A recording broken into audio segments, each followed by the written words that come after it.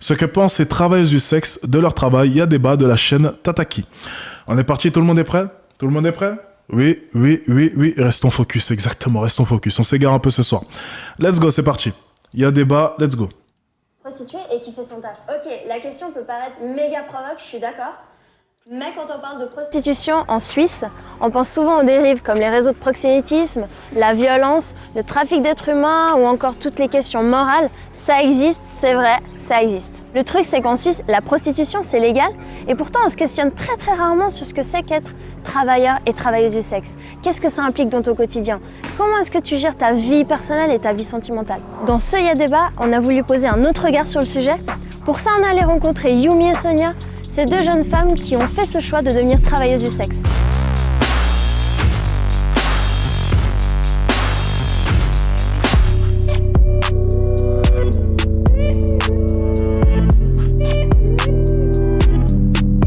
Sonia, merci beaucoup d'avoir accepté de me parler. Toi, du coup, tu es travailleuse du sexe. Pour quelle raison, en fait, tu as choisi de faire ce métier? Bah, ça arrivait un peu. Ah, dommage, je pensais qu'on allait voir sa tête. C'est dommage, c'est dommage, c'est dommage. Tiens, on va en apprendre un peu plus sur les travailleuses du sexe. J'aimerais bien vraiment comprendre ce qui leur est passé par la tête, tout simplement. Par hasard, j'ai eu besoin d'argent à un moment donné. Et une grosse somme rapide, on va dire. Et j'avais pas trop d'options, j'étais encore étudiante à l'époque. Et j'ai vu que ça pouvait être un moyen d'avoir la somme que je voulais assez rapidement. Comment est-ce que tu en es arrivée à fantasmer le fait de devenir travailleuse du sexe? Je pense que déjà, j'ai été éduquée avec une... Cheveux courts, rouge à lèvres très rouge, tenue très légère, pardon. Bon. Je pense qu'effectivement, elle répond à tous les clichés. Pour ce qui est de la première fille, j'ai du mal à comprendre son histoire de somme. J'avais besoin d'une grosse somme. Bon, écoutez, on ne connaît pas le passé de toutes ces personnes-là. On va pas se mettre à juger. Mais son excuse m'a l'air quand même assez originale, à part si elle traînait dans des trafics. Donc c'était déjà assez sombre à la base.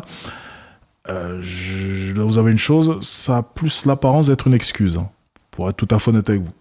Ce n'est que mon avis. Une grande ouverture d'esprit sur la sexualité. Donc il n'y avait pas de tabou. Je rêvais de le faire quand j'étais ado. Elles ont toutes besoin d'argent, mais le McDo recrute. Oui, mais McDo, c'est beaucoup plus chiant, et puis après, tu pues la frite. Donc c'est un peu plus relou, il vaut mieux puer la bite, quoi. Il faut croire, hein, d'après elle. Hein. Les sentes. Et puis, la figure de la putain m'apparaissait comme puissante et libre et très humaine. J'ai discuté avec Yumi et elle parle de vocation. C'est une vocation pour elle de faire ce travail. Est-ce que pour toi aussi c'est une vocation? C'est devenu une vocation au fil du temps? Non. non, quand même pas. J'ai jamais voulu faire ça. Quand j'étais petite, je disais pas à mes parents, je voudrais être prostituée ou pas du tout. Je pense que c'est pas la majorité, quoi. C'est quand même rare de dire ça. C'est un milieu tellement particulier quand même, c'est un milieu difficile, hein, donc avoir vraiment envie profondément de faire ça, sans nécessité derrière, je trouve ça bizarre. Enfin, ça m'interpelle un peu. Parce que toi, tu l'as fait par nécessité. À la base, ouais. Et puis ensuite, voilà, plein de choses se rajoutent dessus, mais... Mais après, forcément, voilà, c'est le gain. C'est l'appât de l'argent, tout simplement, hein, c'est l'appât du gain. Vous savez, elle se dit simplement, je vais faire ça pendant 1 ou 2 mois, j'imagine, hein, je vais faire ça pendant 1 ou 2 mois, et puis ensuite, après, on se rend compte à quel point est-ce que c'est plutôt pas mal, et puis on continue à capitaliser là-dessus. Et puis au final, on devient une pute à part entière, tout simplement, alors que c'était censé être 1 ou 2 mois ou 3 mois, et puis ensuite on voit la vie qui est confortable. Elle a sûrement fini de rembourser son prêt imaginaire, et puis elle se dit simplement qu'elle pourrait continuer à vivre ainsi. Mais ce que ces filles n'ont pas comprises, c'est que franchement, une fois que tu commences à gagner beaucoup d'argent, mais ces filles ne gagneront jamais beaucoup d'argent. Mais une fois que tu gagnes beaucoup d'argent, je te jure, tu remets ta vie en question. Tu ne vois plus la vie de la même manière et tu comprends l'importance de gagner ton argent de la bonne des manières. Et je ne pense pas qu'une prostituée, même si un jour elle devient extrêmement riche, elle puisse être heureuse à la fin. Je ne pense pas. Je ne pense pas. Et je pense qu'elle va nourrir énormément de regrets plus tard. Peut-être pas maintenant. Vous savez, vivre dans le déni, ça ne dure qu'un temps, je pense. Peut-être pas maintenant. Peut-être qu'elle est trop jeune pour le moment. Mais je pense qu'à 40, 45 ans, 50 ans, je pense que certains regrets pourraient se faire ressentir. Et malheureusement, ces regrets ne pourront jamais être rattrapés. La douleur du regret, croyez-moi. C'est une des pires douleurs au monde. Et pour moi, il y a deux grandes douleurs dans ce monde. C'est le fait d'être innocent et d'être accusateur et la douleur du regret. Ça doit être vraiment extrêmement dur. Ça, c'est les deux choses, vraiment, à chaque fois que j'y pense, je me dis, il n'y a rien de pire qu'être accusé à tort. Et ensuite, il n'y a rien de pire que nourrir des regrets. C'est les deux choses dont je ne voudrais jamais dans ma vie. Mais il y a toujours la notion d'argent derrière, bien sûr. Si on faisait ça purement pour le plaisir, on irait juste en boîte, s'envoyer tous les mecs qu'on trouve et puis voilà, basta, ça s'arrête là en fait. Il n'y a pas besoin de, tu vois, pas besoin d'aller dans un salon et prendre de l'argent. Enfin, retomber sur la vocation, c'est un peu particulier. Pourquoi pas, mais faut pas encourager les jeunes à faire ça non plus. Hein. Ouais. C'est pas un métier sain, clairement. Il y a des personnes qui sont un peu perdues là-dedans. Ouais. Beaucoup. Il y en a que j'ai vu sombrer malheureusement. Certaines qui ont sombré dans les médicaments, dans l'alcool, dans la drogue, t'as de tout en fait. Et c'est vraiment ça que je veux éviter. Je veux pas aller jusque-là quoi. Ce qui était un divertissement, un amusement, voire même une aide pour certaines, c'est devenu leur quotidien et elles savent plus sortir de ça après quoi. Ton premier client, ça s'est passé comment? T'avais quel âge? J'avais 21 ans. Ça s'est très bien passé. Et en fait, lui, il était habitué pour le coup, il connaissait. Il savait comment ça se passait, les rouages, tout ça. Et c'est presque lui qui m'a guidée finalement et ça m'a bien aidée, honnêtement. Et comment t'as réagi quand t'as vu que c'était un gars qui avait genre limite le double de ton âge? Ça faut s'y attendre. Franchement, Lunaire, c'est vraiment lunaire. moi ça me pose pas de problème, au contraire en fait. Autant dans la vie de tous les jours, les gens de mon âge, oui. Autant en tant que client, je préfère des personnes plus âgées. Pourquoi? Parce que comme ça, Ils sont plus rapides à finir. Ils sont plus vieux, ça marche plus très bien, donc le rendez-vous est très rapide. Hein. Tu imagines? Oh putain, c'est glauque. Oh putain, non, c'est glauque, c'est glauque.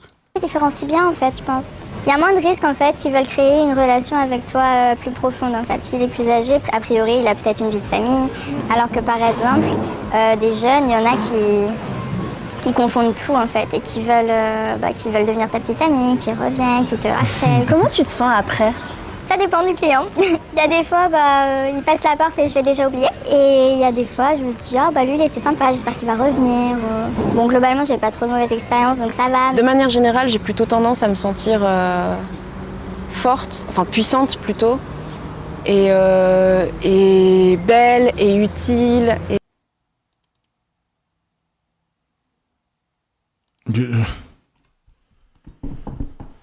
Ah bon? Attendez. C'est intéressant. Là. C'est original, ça, tiens. Donc, des hommes viennent chez toi, utilisent ton corps pour se vider, te jettent des billets sur la table et tu te sens forte.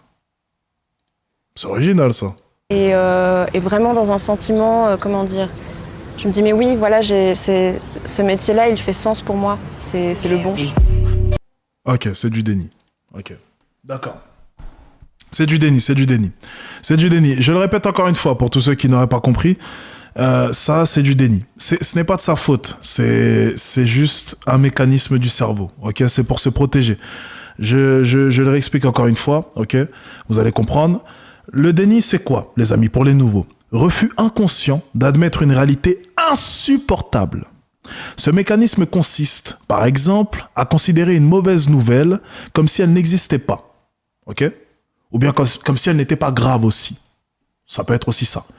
Donc je le répète encore une fois, c'est un mécanisme qui consiste, ok, à considérer une mauvaise nouvelle comme si elle n'existait pas, ou bien comme si elle n'était pas si grave. C'est un refus inconscient d'admettre une réalité insupportable.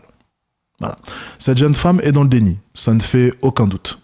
On ne peut pas lui en vouloir. Si elle devait se regarder chaque jour dans la glace et se dire ces 4 vérités, peut-être qu'elle ne serait plus là pour témoigner. Et je suis très sérieux dans mes propos. Le déni, ça a sauvé des vies. Ça a sauvé des vies. Vous savez, il y a la règle des 3 en survie.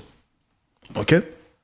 Donc c'est 3 minutes sans attention, 3 heures, je vais essayer de me rappeler de la règle, hein, je suis un peu nul pour ça. 3 minutes sans attention, 3 heures sans abri, ok? 3 jours sans boire, 3 semaines sans manger, et 3 mois sans interaction sociale. Voilà, vous me corrigerez, hein, c'est quelque chose comme ça. Et par exemple, ce qu'on recommande en survie, ok, lorsqu'on parle de la règle du coup des 3 mois, donc la dernière, la règle des 3 mois, c'est de rentrer dans un déni. On va s'imaginer un compagnon, ou bien s'attacher à un objet, considérer cet objet, parler avec cet objet. Parce qu'on estime qu'au-delà de 3 mois, si vous ne vous trouvez pas quelque chose, quelqu'un, vous pouvez mourir comme cela. On appelle ça mourir de solitude ou mourir. Il y a une mort liée à cela. J'ai oublié le nom. Pour tous ceux qui ont la ref, n'hésitez pas. Ok? Donc, rentrer dans un déni, à partir du moment où vous allez vous retrouver seul pendant un long moment, c'est quelque chose qui est utile et qui peut vous sauver la vie. Ok? Donc, c'est super intéressant de comprendre cette règle. Super intéressant. Parce qu'en l'occurrence, cette jeune femme est bel et bien dans le déni. Et peut-être qu'elle en a besoin pour continuer à faire son métier et surtout pour continuer à s'aimer. Tout simplement.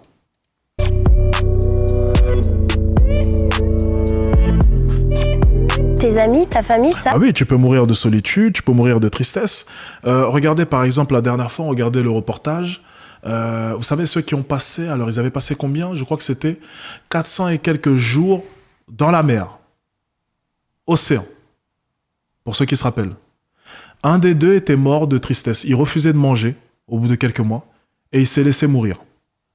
Pour ceux qui se rappellent. Donc voilà, vous avez votre réponse. Tu peux très bien mourir de tristesse ou peu importe, c'est possible. Ou de solitude même. Tu savent ce que tu fais? Oui, déjà parce que d'une part je ne parlerai pas à visage découvert si ce n'était pas le cas. Ah, c'est 3 minutes sans respirer. Ok, c'est ça, 3 minutes sans respirer. Ah oui, oui, attendez. C'est 3 secondes d'inattention.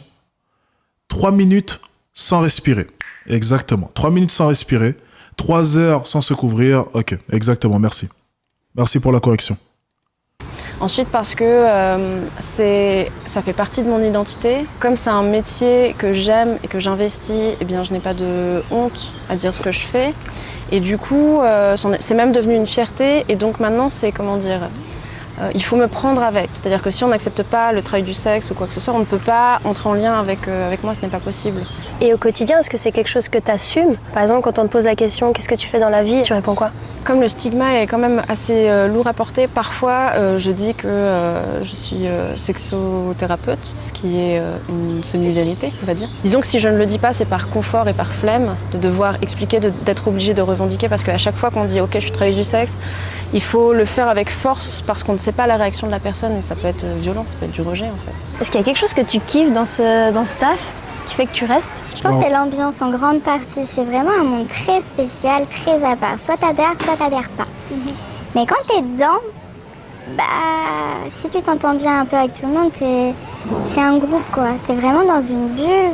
J'aime le fait que ce soit de la sexualité parce que de manière générale j'aime. Sexothérapeute, hein, son excuse est pas mal quand même. Hein, même son excuse est merdique.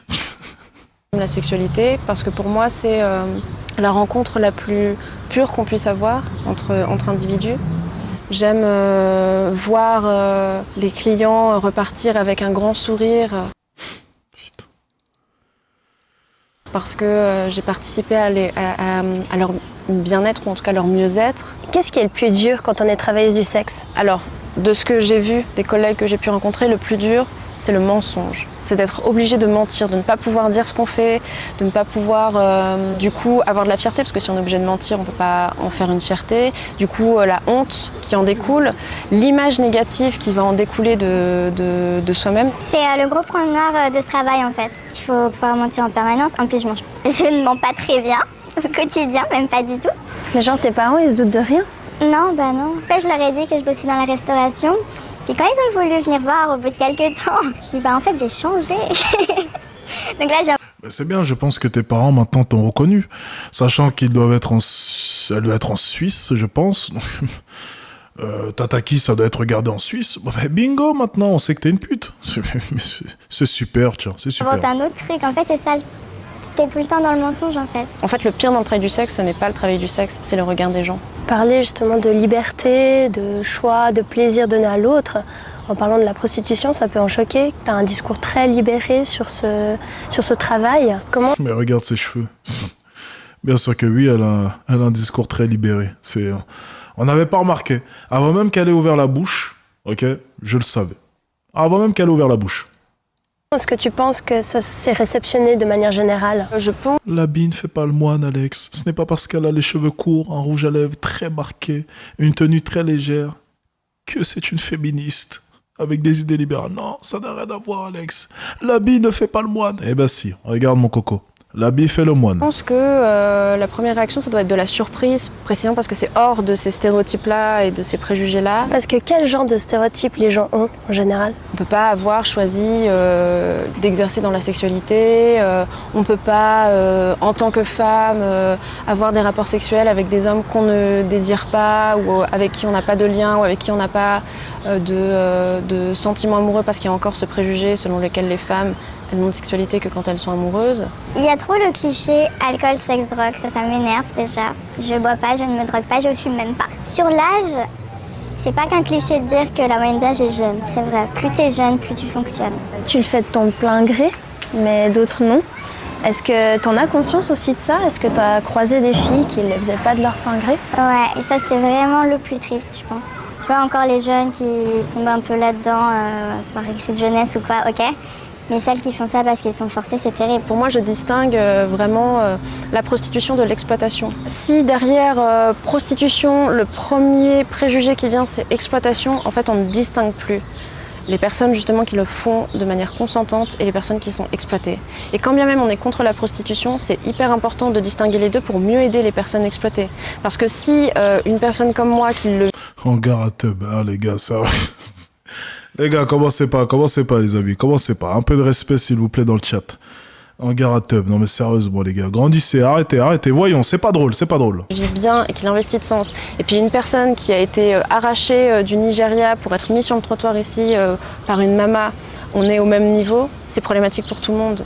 Il faut pouvoir reconnaître les endroits d'exploitation pour mieux justement les... j'allais dire les éviter, mais même sauver les personnes de cette exploitation-là. Alors, attends, tu m'as dit quoi? Yomi quoi? Yomi Volupte. La Cassos. C'est la fille... Oh, attends, on va aller regarder. Elle a même eu le droit à... Volupte. On va aller regarder ça. Yumi Volupte. Ah bah elle est ici, tiens. On l'a trouvée. Elle est connue, hein, mine de rien. Ah, on peut directement la contacter? Ok. On peut réserver une session... Ok, d'accord. Ça a l'air bien, ça.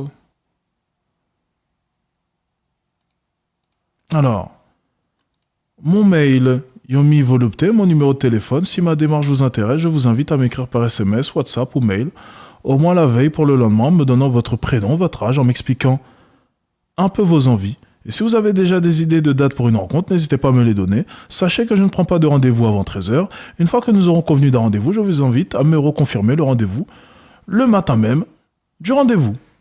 Ok, original. Bien, c'est bien présenté. C'est très bien.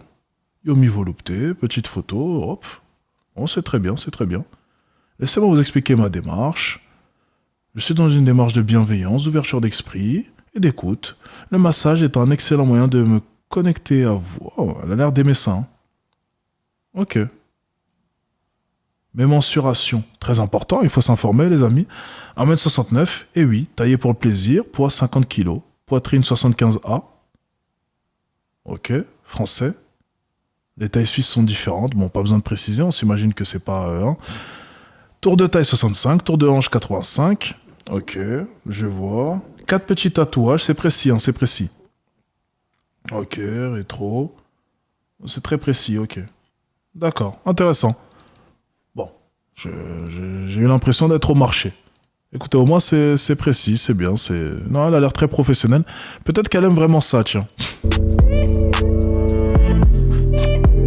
Sonia, est-ce que t'es en couple? Ouais, depuis 5 ans. Et lui, il sait que tu fais ce travail? Oui, il m'a rencontré d'ailleurs, je faisais déjà ce travail, donc ouais, il sait. Je l'ai pas rencontré là-bas, mais oui, il sait, oui. Et comment est-ce que t'as annoncé à ton copain que tu couchais avec d'autres personnes pour de l'argent? Comment est-ce qu'on l'annonce Dans le contexte où je l'ai rencontré, c'était une soirée en fait, et il savait en fait. J'étais avec des personnes qui savaient ce que je faisais, j'étais avec des amis, et du coup, il savait ce que je faisais, donc j'ai jamais eu à lui dire en fait. Moi, je le dis dès le début. Donc après, si je me retrouve à entrer en relation sérieuse avec quelqu'un, la personne est déjà au courant. Comment est-ce que tu arrives à gérer vie professionnelle et vie personnelle? Ce que je sais, c'est que ma dernière relation amoureuse, mon ex-compagnon, donc, quand on s'est rencontrés, il savait tout à fait ce que je faisais et puis il était OK. Et puis au fur et à mesure de la relation, ça a pu être un peu plus compliqué pour lui de gérer les Tu m'étonnes. informations que je pouvais lui donner par rapport au boulot. Donc malgré tout, c'est pas anodin, on va dire, même quand c'est accepté. Je pense que parfois ça doit être difficile. Tu m'étonnes qu'il ait eu du mal. Non, mais t'imagines? T'imagines? Mais ta gonzesse, ah ben je suis rentré du boulot. C'est lunaire, ça peut pas tenir une relation comme ça, c'est pas possible. Il faudrait que les deux aient le même métier. Sinon, ça n'a aucun sens. Difficile quand même, oui, ça c'est sûr. Je ne pense pas que ça puisse tenir. Surtout pour un homme dans son... Alors, il était OK, non, mais je pense surtout qu'il n'avait pas le choix, c'est surtout ça. Il devait vraiment l'apprécier, mais il n'avait tout simplement pas le choix. orgueil, ça doit être difficile. Et quel rapport Ça s'est bien passé aujourd'hui. Ouais, ça va, ça va. t'as avec le sexe C'était sympatoche, c'était sympa. du coup? Est-ce que c'est pas un peu bizarre de passer de client à ton copain? Bah, je fais vraiment une distinction là encore. Avec un client, j'ai vraiment une Aujourd'hui, c'était une bonne journée, très chargée. J'ai eu le droit à un trio, donc j'ai été payé x3. prestation à faire. Mais c'est pas la même chose en fait qui est en jeu dans le travail du sexe. C'est un travail, ça veut dire qu'on est au service du désir du client. Ça n'a rien à voir avec ma sexualité dans ma vie personnelle, puisque dans ma vie personnelle, d'une part, mon désir aussi est en jeu. Je crée une relation à égalité avec quelqu'un. Est-ce que finalement t'as toujours envie de partager ton intimité avec quelqu'un? Quand t'as fait ça plusieurs fois dans la journée, t'as peut-être pas envie de recommencer encore le soir. Et oui, ça arrive des fois, je suis en panne. Je lui dis pas ah, j'ai eu trop de clients aujourd'hui, du coup j'ai pas envie, je vais pas dire ça. Ça c'est intéressant parce que Mais t'imagines, c'est terrible, hein. C'est terrible. partager son intimité, ça dépend où on met son intimité. Mon intimité, elle va être beaucoup plus intellectuelle ou surtout émotionnelle. Donc finalement, c'est plus simple pour moi de partager de la sexualité avec des gens que je ne connais pas a priori que mes émotions. Tu penses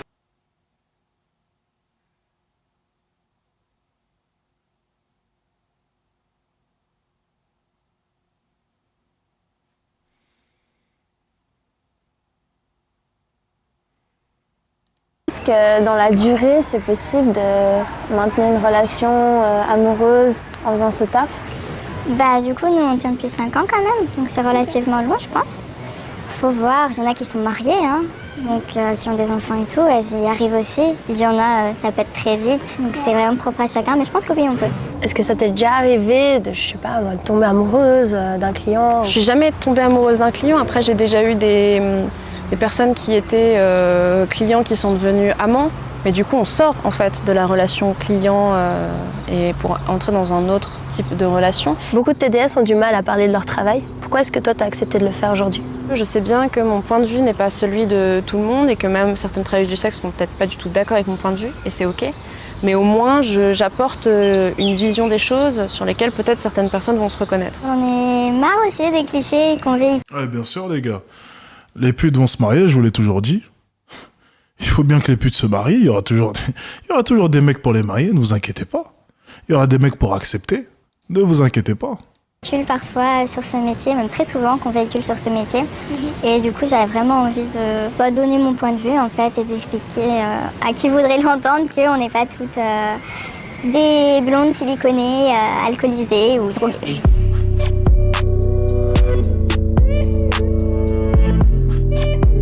Je vous avoue que pour préparer ce sujet, j'ai pas mal galéré à trouver des contacts. J'ai même dû aller toquer aux portes de salons érotiques pour trouver enfin quelqu'un qui accepte de me parler. Je me suis vite rendu compte que beaucoup de personnes refusaient de témoigner par peur en fait qu'on déforme leurs propos. Du coup, je remercie vraiment Yumi et Sonia d'avoir accepté de parler avec nous et surtout de nous avoir fait confiance. On a tous un avis sur la prostitution et c'est clairement pas le sujet que tu vas aborder en plein repas de famille, mais il faut aussi avouer qu'on a pas mal d'idées reçues en fait.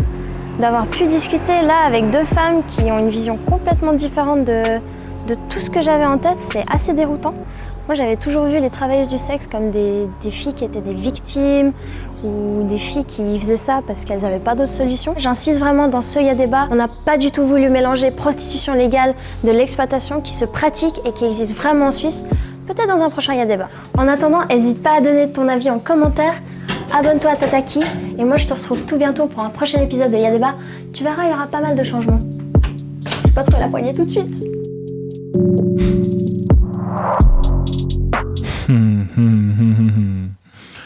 Ok, sympa.